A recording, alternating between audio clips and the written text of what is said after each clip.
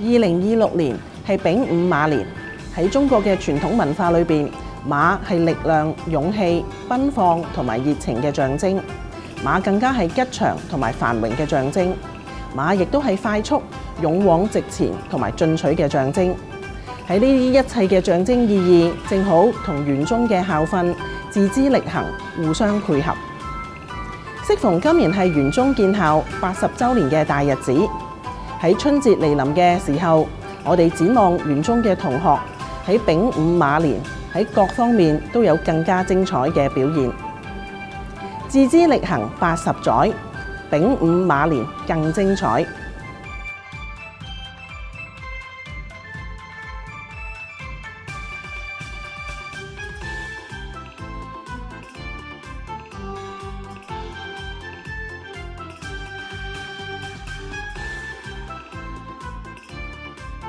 馬到功成賀新歲，玄宗80創輝煌。Success shines bright in the year of the horse for YLPSS。新春駿馬送鴻運，玄宗80顯英姿。Galloping horses bring fortune in the new year, and YLPSS pride will shine bright。祝大家馬年吉祥，笑口常開，Happy Chinese！